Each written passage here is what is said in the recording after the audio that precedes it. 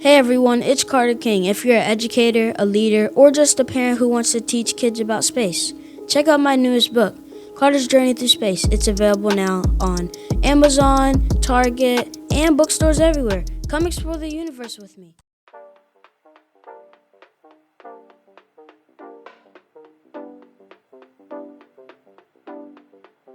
Welcome to another episode of the Contagious Culture Podcast. I'm your host, Kyle King, and the goal of this podcast is simple: to help you create environments where people thrive.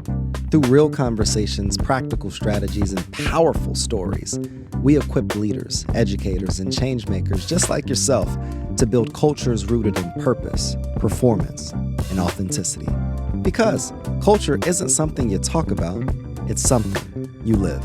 This is the Contagious Culture Podcast. Let's get started.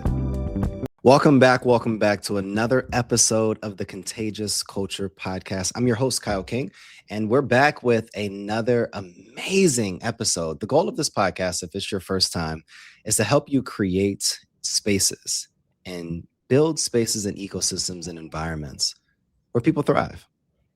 We have someone on here today that is what I call her is the Olivia Pope of Charlotte. She is a trailblazer. She has spent years turning these big ideas into practical action, leading fundraising, building cross-sector partnerships, launching innovative zero waste and circular economy initiatives, and helping ultimately transform Charlotte into a living lab for sustainability. This is somebody that we are featuring this week on our Charlotte leaders and social impact people that you need to meet. When we think about change, when we think about transformation, when we think about innovation, Amy shows up in all of those conversations. And in this conversation today, I'm super excited for Amy to share how she has helped raise millions for climate-focused initiatives and what it really takes to bring public and private partners together around a shared vision, a shared why, and a shared determination to transform people. Amy, how you doing? Well, hello. I love that. Welcome. I'm going to record it, and then just anywhere I walk in, I'm just going to play it. That's it. What would be your theme song? Like you're coming out, and what's your theme song? Okay. I love the song Welcome to My House by Flo Rida. Okay. So, like to walk into her and be like, welcome to my house. Like if you're walking into the barn, like, let's go. Right? It brings the energy. It brings the whole, we're in a house together, like doing great things. Anyway. I love it. Amy, I have, like I told you earlier, and I know you've booked 24 hours for this conversation, so I really appreciate you. But I have so many questions because when I think about what we have in the landscape of Charlotte, when I think about the nonprofit sector, when I think about just the social impact industry as a whole, there's certain people that claim they do the work. There are certain people that are leading this work. And then there's those people that I wouldn't say above all of those people, but there's people in the back shadows that are really transforming human beings and setting a standard and an expectation on what transformation looks like on the ground. And that's you. Why this work, Amy? Like, before we even get to all of the questions on the who are you and all of these different things, like why this work and what keeps you motivated to continue to keep leading in this way? Well, it's interesting because I've been the executive director for almost 13 years now. Yeah. And when they hired me for my fundraising. I've always been in sales, fundraising, all that good stuff. Money, asking people for stuff, right? Mm-hmm.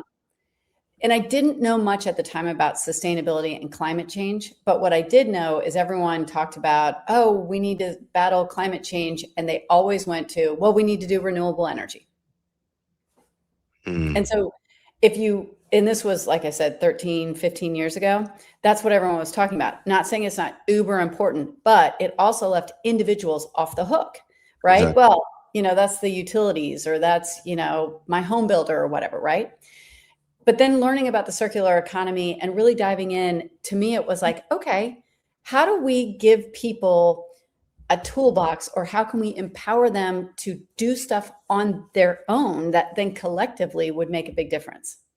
And so I think what I love about the circular economy and what I've been able to do over the last 12 years, 13 years, is give people literally a playbook on how they can be more sustainable in their own lives, which is going to help our kids. It's going to help the planet, but it gives you tangible things, which I just felt like 15 years ago, I couldn't have answered that question.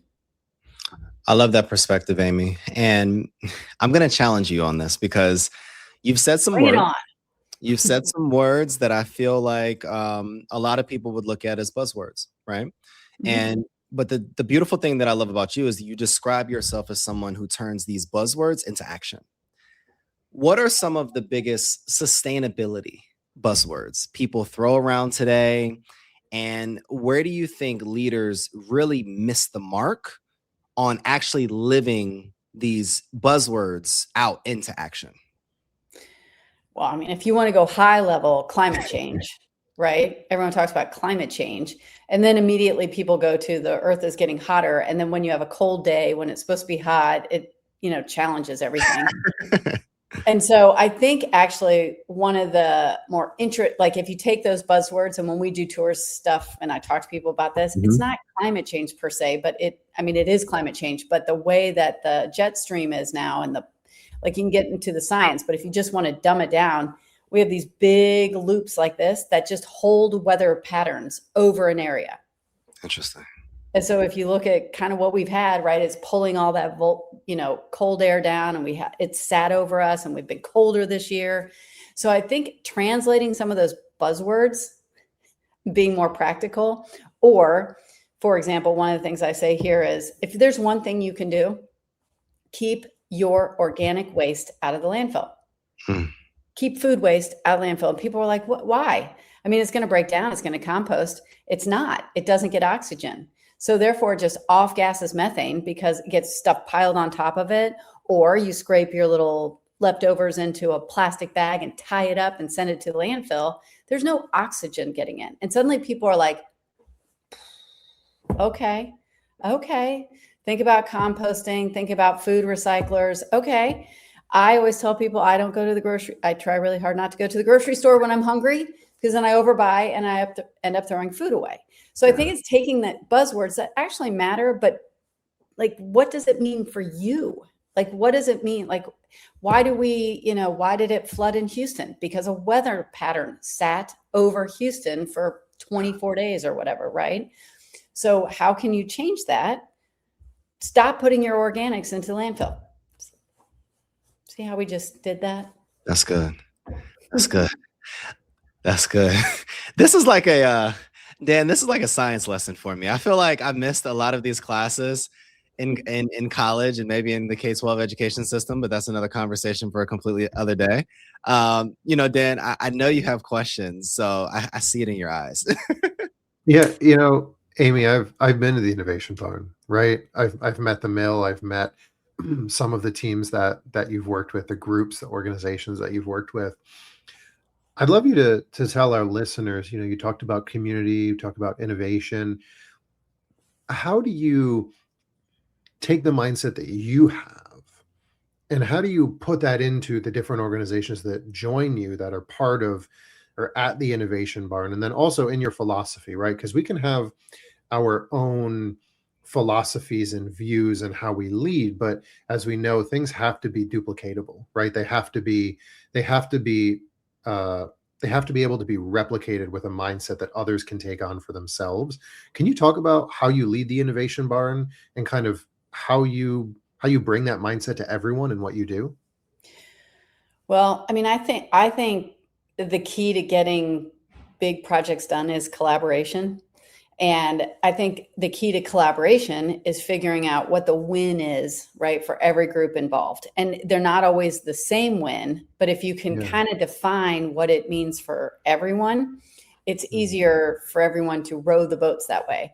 And so I think my philosophy here is, and not just here, it's kind of exhausting at sometimes, but I'm like, hey, Dan, you need to meet Dave because Dave is doing this. And Reggie, you need to meet Susie because she's doing this. And I'm constantly forcing people to chat especially because I can see how this idea, if you two do it, is going to be great. And you need this side and this side. And so I probably every week, people probably get sick of me here going, hey, I have an idea, take it or leave it. You could maybe talk to so-and-so, and you could take the leftover food that, like, the potatoes that the bulk gets, and you have too many to distribute, and maybe Canteen can use it for potato chips, which is one of my favorite foods. So see, it's a win for me getting the potato chips, but it's also using the potatoes and Canteen. So I think it's having those conversations and showing people what a win could look like, and then kind of on them if they want to take it the next step or not. But I'm constantly fostering those conversations. Amy, talking about community, fostering networking conversations, intentional introductions. Obviously you have a ton of curiosity, as do Kyle and I. And I think in your role, you have to be curious, right? You said you came into this role with a fundraising style, like a strength, right? But sustainability wasn't necessarily part of your repertoire at that point.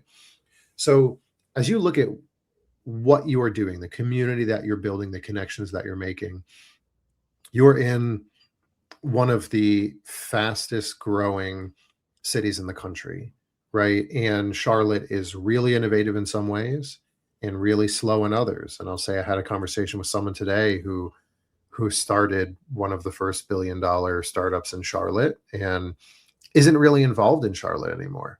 And he said that he just didn't feel like the ecosystem of support for entrepreneurs was there on a large scale, right? It's there on small scale in different areas. But he was like, we need more seed funding. We need this and that. Like there just isn't as much innovation. And I want to ask you, you're on the ground, right? You are working with the startups, the small nonprofits, the really agile organizations right now. What are maybe 2 or 3 things that you are trying to push from the innovation barn to the city and from your network and to your community to kind of move things along with the work that you're doing? Like, what's on your mind? What are your initiatives, maybe is the better word right now? Well, I think, one of the things I've been thinking about is how do you not boil the ocean, right? You can't do everything. And especially in circularity or sustainability. I mean, there's a new idea or a new opportunity in my case, 1 second, right? Yeah. So what I try to do here is we had a study done by Metabolic, and it said, focus on organics, textiles, concrete demolition, and plastics. So we sort of take those 4, and then it's the constant, all right, what can we do to move the needle? So if you look at organics, for example, it impacts all of us everywhere we go. You're eating at school, you're going out to lunch, you're eating at your work, you're always having organics around you. So then you look at that whole ecosystem and you go, okay, where are the gaps, right? So yes, you can compost at home, you can do a service, but I live in a condo. It's very challenging. Where am I going to put nasty food scraps? You can bring them to the barn, but I started using the mill, which is a food recycler. So trying to find those solutions. So what are the gaps in keeping food out of the landfill? So like one of the big initiatives that we're working on is, especially in Charlotte's big, beautiful new buildings, because, we don't keep anything old. We tear everything down. We have all these new buildings. Yeah. The loading docks are not designed for organics or composting, and no Class A office space wants stinky, rotting food that attracts rodents and all that. So there's a gap in what can you do for composting. So over the years, we've worked with Wells Fargo. We've worked on a number of pilots trying to figure out where to take that composting. And so now one of our initiatives is, could we build like a mobile food grinder heater, get rid of this? So the problems are smells and nasty soupiness, right? And getting it from one place to the next. You don't want some big ugly bin that you're scraping and when you're having an executive dining experience, right? Yeah. So we're looking at, could we build a little mobile, it's called the scrap cart, and you put all your scraps in it. It looks really cool. It's educational. It's beautiful. It grinds your food down. It heats it. So now you don't have the smell. You're densifying it. And then it actually gets it further along on the composting path. and then it can go to a composter, and instead of taking 10 months, it takes 5 months. So looking at where are the gaps in the things that we have here and filling those, being innovative or creative or just making the right people talk, pulling the Olivia Pope behind the scenes. Just kidding. But that's what I've tried to do, is like, look at those gaps. Amy, when me and my family lived in Philly before we moved back to Charlotte, we had this food co-op called Philly Food Works, and we used it for 3 years. And everything was recyclable in it. We would reuse the boxes. They would pick them up when they drop off the food. It was incredible. And when we came here, we wanted to look for services like that. And there weren't any comprehensive ones that gave us what they gave in Philly, just the broadness of it and the ease of it. And I just imagine if someone could create something similar to that, but then have the scrap side of it. So be able to have maybe a van split in two, where one side could be, you put your scraps, we'll take it, we'll put it on this side of the van, and here's the fresh food on the other side. And then we see you again, like, we'll bring this, drop it off, do whatever. But it makes me think about what you're saying. Yeah. And I think, you were talking about replication, or I get asked all the time, well, how are you going to scale it? Like, that is probably the number one question. And like, I have to force my eyes not to roll back in my head, because talk about buzzwords. How are you going to scale it? So I'll give you an example of like glass. Part of the reason the glass recycling is broken is because of scaling it, right? All these glass recyclers started, coming together and merging. And now you only have a few glass recyclers in the country. And so people are shipping their glass far away to be recycled. So that is an example of, okay, yeah, they're scaling. Now they have this huge building, and now they're feeding the beast from all over the Southeast. So could we look at scaling different? So for us, like our crush truck that we just re-announced is a mobile glass crusher, but how do you make it hyper local? How do you just take care of a neighborhood of glass instead of some huge building that now you have a huge lease, you have huge maintenance problems. Instead, we took it into, and now it's on a Ford 150 Lightning and goes behind bars and restaurants and crushes glass, puts it in the back, and goes into concrete supply company. So I think we need to challenge ourselves when you talk about innovative companies or all that, but also think differently about the systems we have and redesigning, not being innovative in our system thinking as well. Amy, there's a lot of people that are listening in right now that are super intrigued, like Dan and I, and they don't know who you are, though. And I think that a lot of times people in Charlotte, people in these spaces, we spend so much time stalking someone's professional background online that we don't ask them ever who they are and what makes them tick and what do they really care about and what is the story behind their own innovation that has helped so many people. So who are you, Amy? And what was the slingshot moment that really pulled you back to recognize, like, hey, this is what I want to do. This is a calling that I'm going to lead, and I'm going to use this fire and this grit behind me to be able to build something meaningful. Hey, it's Kyle. Sorry to interrupt your programming, but I got a quick culture check for you. How's your team's energy right now? I mean, literally, right now. Are people feeling inspired, or are they just showing up? See, here's the truth. Culture doesn't change because we talk about it. It changes because we live it actively every single day. And that's what I help organizations do. Build contagious cultures that people actually want to be a part of. Through keynote talks, interactive trainings, and hands-on consulting, I help leaders transform the way their teams connect, perform, and grow. So if your culture needs a little bit of spark, let's light it up together. Visit theculturelab.org, again, theculturelab.org, or connect with me directly on LinkedIn at Kyle S. King to learn more about how we can work together. Because remember, your culture is contagious. Make it worth catching. Now let's get back to the program. That's a big question. This is going to sound kind of crazy, but when I graduated college, I moved down to Atlanta, and and the reason we moved to Atlanta was me and two girlfriends. We went to Purdue, and we were like, all right, I don't want to stay in Indianapolis or that area. So we looked at Chicago. It was too cold. We looked at Dallas. It's too flat. And Atlanta looked just right. So we moved there without jobs. And I went to the Chamber of Commerce, got the book of companies, and I just literally started, yes, this was back then, people, let's not judge on age, but I did mail out my resume at the post office to take the book. And I got an interview with a company called APCO. So I didn't even get out of the A's. And they hired me. They were a sign company. So doing wayfinding throughout like hospitals, telling you how to get to X-ray or how to get to the emergency room. So I designed those systems, and I was able to also like creatively design them, but also just the pure wayfinding. And it was super fun. And then they said, no, we're going to give you a personality test. And they gave me a personality test, and they said, guess what? You would be great in sales. So we want to put you in sales. And I am 25 at the time. Oh my God, I'm going to be terrible. I'm going to be terrible at sales. But in that moment, I'm like, you know what? I'm going to try it. So I went home, told my boyfriend at the time, I'm like, I'm going to do this for 2 years.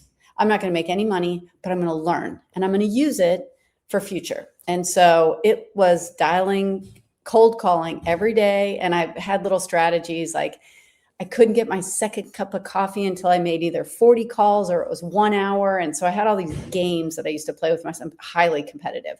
So playing all these games, but then I loved the game of all of it. I still love probably the game side of, I want you to meet this person. And if you like each other, like I win, right?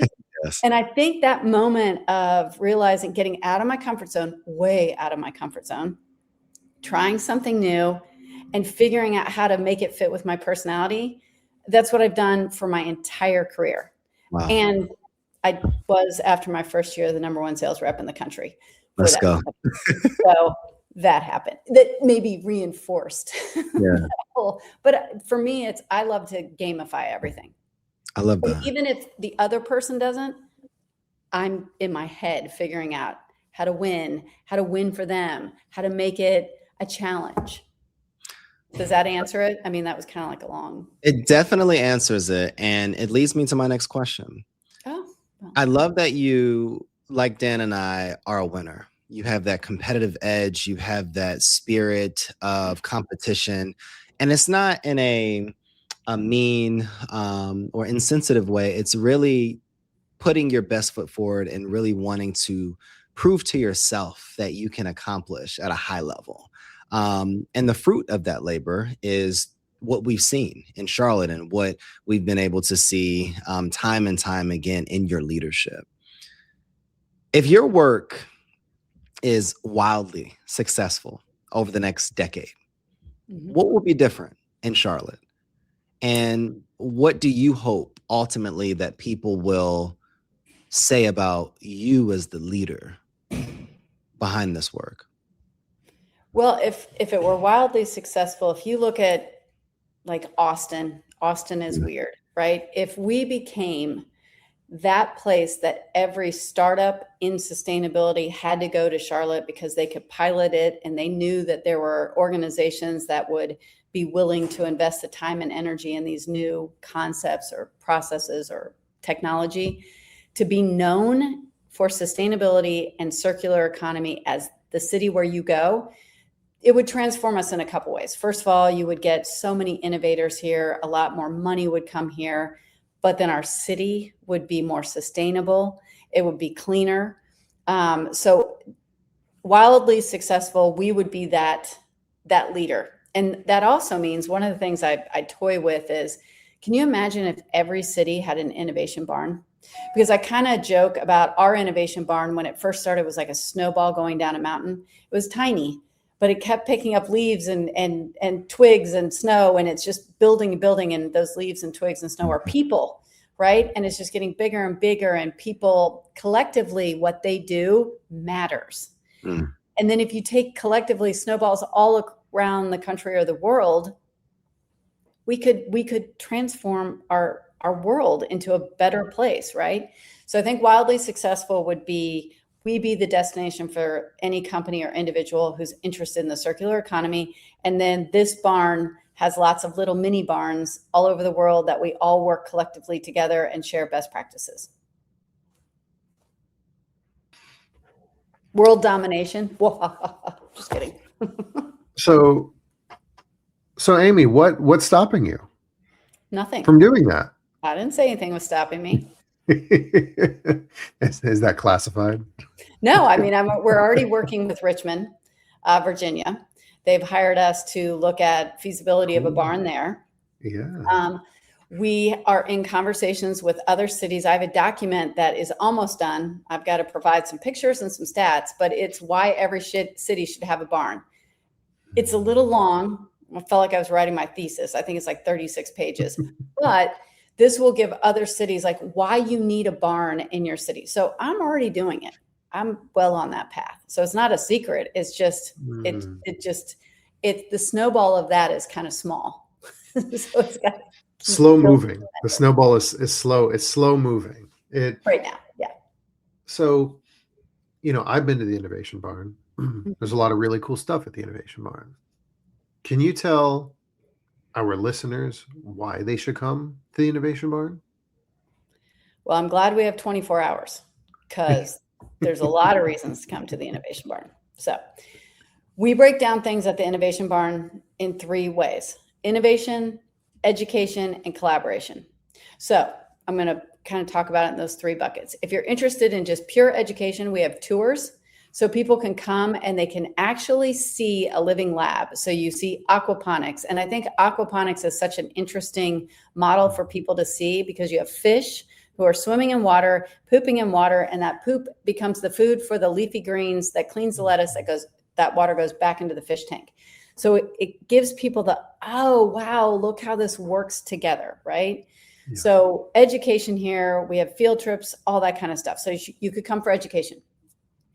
Innovation. We have really cool innovative projects we're working on. From the crush truck, we're working on a plastics project right now where we're trying to take saline bottles from Atrium and we're shredding those. And then we're trying to 3D print with that flake adaptive tools for the kids at the hospital. And that's just phase 1. That project has a lot of places to go, but because it's innovative, we're having a lot of trouble with that plastic and 3D printers, but we will crack that nut. So if you want education and you want to get creative, you want to come for that. If you want collaboration, if you are an organization like we have coming up as our Clean the Queen, it is our big week where we have hundreds of volunteers that come and do everything from cleaning up the city to working with the bulb to textile stuff. So if you want to get involved and you want to volunteer and if you have an organization that wants to collaborate with us, we've got that. So there's so many different reasons. And on top of it, I'm just going to make a quick plug. We have a coffee shop. And it's, in my opinion, the best coffee shop in Charlotte. It's Change Please. It's a nonprofit that takes people who are experiencing homelessness, trains them to be baristas, and then helps find the job and gives them all the wraparound services. We have a cohort going through this week. Friday, they will give free coffee from 9 to 10:30 because they want the trainees to be really busy and get swamped making these specialty coffees. So when I say free coffee, I don't mean your drip. I mean your iced mocha, non-fat, oat milk, whatever, all those like crazy. But so you come for a really good coffee. Or you come on Fridays for our podcast that we do live and you learn something about what's going on here. Or you come for one of our workshops or our swaps on the weekend. We have a website. So there's a million reasons why you could come here or should come here. I enjoyed it. Last question before I know Kyle's got something. Do you want to tell people about your dog for a minute? I think you need to tell people about your dog for a minute. Yeah. He's right here. Is he? I was going to say, I didn't see his head, so I didn't know if he was with you. Come up. Yep, there he is. This is Bauer. He is an English sheepdog with a little bit of doodle, and he's the mascot. So he's here with me most days, and he greets people, and he loves being in all our silly videos. But it is one of the perks of being the boss. Make your rules, including dogs. Amy, you are You're such a light, and I appreciate you so much. Your energy, your passion, and just your vision for how you've taken these complex ideas, made them so bite-sizable, and you're actually doing the work on the ground. It's just so impressive. What would be your message for other nonprofit leaders? We talk to them literally all the time. I'm sure you connect and collaborate with them all the time that are struggling with the economic landscape, with fundraising, with building relationships. Those leaders that are listening in right now, what would be your advice? What would be your words of encouragement for them that are still trying to find their lane? Well, I mean, that's a pretty broad question. I think in the last couple of years, funding has become very challenging for a lot of nonprofits, especially in this space, because, we've had, I'm not going to say the company, but we were working with a big company, and we're going to have this big announcement last Earth Day. And the administration, there were rumors coming out that the administration was going to make some major announcements on Earth Day, like, I don't know, calling nonprofits and sustainability eco-terrorists or terror. I don't even know. Anyway, so we had to pull like all of this big announcement because this big company didn't want to get punished by the administration. So if you're in some of these diversity organizations that are working on that, or, any of the woke things, funding's hard because people are afraid that if they fund it, they're going to get punished. So I think one of the big things I would say to nonprofit leaders is figuring out earned revenue models, because earned revenue, if you can figure it out, whether like we have really worked in the last 2 years to figure out how we can pay for certain services through earned revenue. So we have 3 free tours a week, but if you're a corporation and you want a special tour that's not during our 3 public, you pay for that tour. And then we add on, well, not only do you get the tour, you could have a happy hour, team building with your employees. We have our ABC license, so we sell beer and wine. So those happen to be really just easy, good revenue models, and it's insignificant to the companies, that level. But for us, it adds up. So I think for nonprofits, if they can think really creatively, and I used to be on the board of the Arts and Science Council a million years ago, and I was on the granting side, and I would meet with all these nonprofits, and they would give us like they're so passionate about their mission, and everyone should just care about XYZ. Not everyone cares about X, Y, and Z. So there's so many opportunities for the earned revenue side of things that I think nonprofit leaders should get creative and think out of the box. And that will really then take some of the weight off of fundraising and allow you to focus more on the mission. So that would be one thing I would say, but earned revenue is huge. That is definitely something that we talk about a lot. So I want to give you your flowers in bringing that up, because a lot of nonprofit leaders don't even address that publicly. For the nonprofit leader that is inside this nonprofit culture where I'm afraid of asking for money and earn revenue, oh my gosh, we're a nonprofit, we're not supposed to do it this way. And they're not operating like a business, in lack of a better term. Can you talk to that individual, or at least provide them a framework on how you would assess their organization to even identify what opportunities could exist for their organization?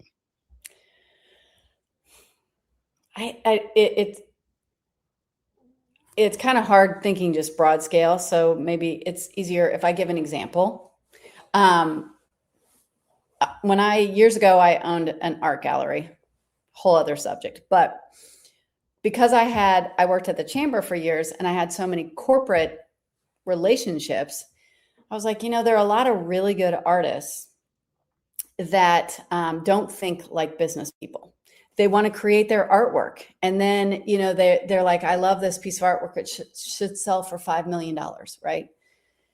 And there's a gap. So one of the things I would work with the artists is, if you know that bunny sells at $100, make 20 of them that feeds your big passion project. So you don't ever have to give up on the big thing, but there's a way to look at the smaller things that can add up. And so another things I would do is, like, for example, I think it was Atrium. They wanted to give all their employees in one of the little sectors artwork. Well, 50 individual pieces of artwork is going to get expensive. So I worked with one of the artists, and they did this giant watercolor, and then we cut it 5 by 5. And then we framed them. And then each employee got a part of a bigger, piece of artwork. So for him, the artist, he sold a huge painting, but it ended up being a small and affordable. So I think you can keep the big mission in mind, but just figure out some of those like easy, smaller items that can add up to helping you on the bigger side. I don't know if that really helps, because it's hard thinking of all the nonprofits out there, but I bet I could meet with any nonprofit and figure out a revenue stream. Oh no, definitely. Maybe that's a challenge one day. Like, instead of speed dating, people like nonprofits just come up and go, my nonprofit is, I do native plants. Tell me how I'm going to do it and earn revenue. And I'm like, all right, let's go. Well, for our conference in October, we're planning to have consulting corners that will do just that. And since the conference is going to be virtual, it's going to be very easy for people to schedule 15 to 20 minutes with a specialized consultant where they can literally say, how do I do this? What do I need to do in front of them? But, I love what you talked about with the artist, Amy.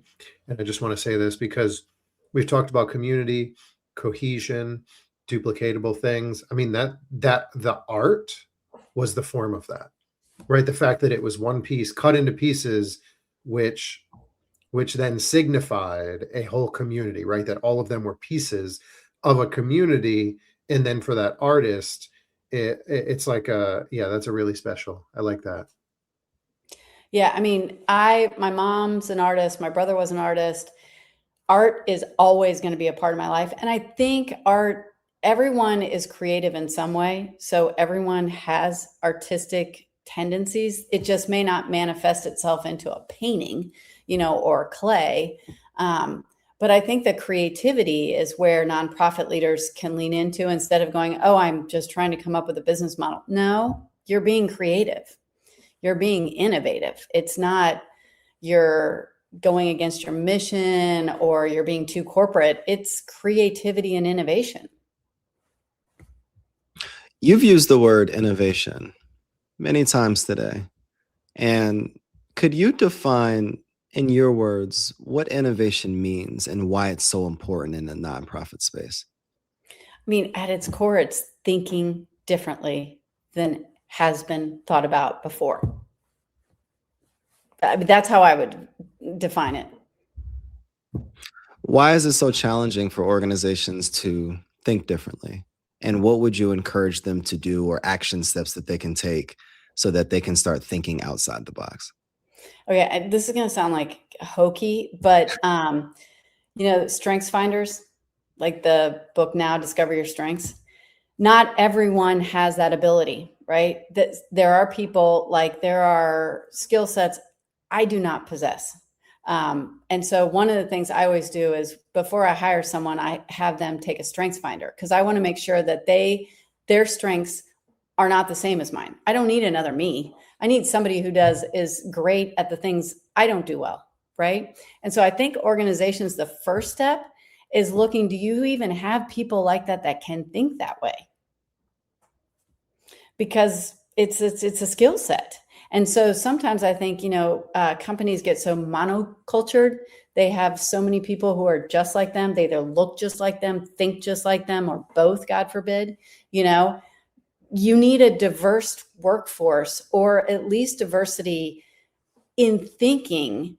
And if it's, bringing in other people outside your organization. But I just think it comes down to, sometimes they don't have the skill set, and they don't have the diversity in their organization. Amy, this has been such a great conversation, and I would love another conversation at your space in the podcast studio. Room. Yes.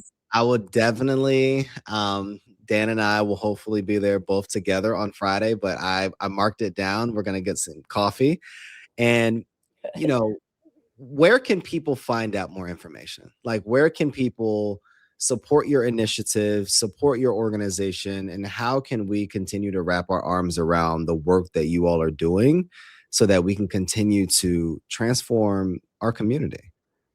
Well, there's a list because we've tried really hard to make it easy for people. So our Instagram, Innovation Barn CLT, we have a new person that like literally posts all the time, which is awesome. We have a very funny special literally giveaway on Friday. So everyone should go sign up on Instagram now. And I'll give you kind of a hint. Charlotte, the CRVA had 4,000 pint glasses that said Charlotte's got a lot on them, and they needed to get rid of them. And so they gave them to us, and we went on Instagram. We're like, hey, who wants pint glasses? It went like crazy. People are still asking us. I think in 4 hours, they were all gone. Okay. So we have something similar that someone gave us a bunch of something. I'm not going to tell you what to make you go on Instagram, but Friday I'm going to be like Oprah, you get a blank and you get a blank. And so Instagram is a good way. We have a newsletter. I just sent it out today. It's once a week or once every other week. It lists everything. Our website, innovationbarnclt.com or envisioncharlotte.com. But Innovation Barn has all the activities, like everything. I'm on LinkedIn. I love connecting with people on LinkedIn. I try to post once a week about kind of what we have going on. We're on Facebook, and we have this big, beautiful building that has great outdoor space. It's open to the public Tuesday through Friday, 10 to 4, Saturday, 9 to 4, coffee. I mean, come on. I'm giving you every way you could possibly want to get involved, making it easy. Amy, you are amazing. You're a trailblazer. And I'm so glad to know you. Dan and I are so glad to just be in your ethos and your ecosystem. This was just a beautiful conversation. And I appreciate the way that you're not only carrying a vision, but you really have committed yourself to doing the work and executing and building the partnerships and building solutions that actually serve people and enhance and uplift communities at the same time. If you're still listening in, go follow Amy on all of the platforms. Go follow the Innovation Barn on all of the platforms. Go get you some free coffee on this Friday. Amy, your leadership is a reminder that sustainability is not just about the environment. It's about systems, equity, innovation, and the kind of future that we are willing to build together. One of the questions that we always ask on the Contagious Culture podcast is, what type of culture are you spreading? Culture is in everything and anything, and the culture that we create is the culture that we should be spreading. Thank you for listening to another episode of the Contagious Culture podcast. We are here with the Olivia Pope of Charlotte, and we look forward to seeing you all next episode. Thanks for tuning in to the Contagious Culture podcast. If this episode challenged or inspired you, hey, take a second to share it with someone who's building culture in their world. Make sure to like, subscribe, and leave a review. It helps more leaders, educators, and change makers just like yourself join the movement. You can connect with me on LinkedIn or YouTube at Kyle S. King for more tips, tools, and methodologies to be able to help you create this ecosystem of absolute excellence. Until next time, lead boldly, live intentionally, and remember, your culture is contagious. Make it worth catching.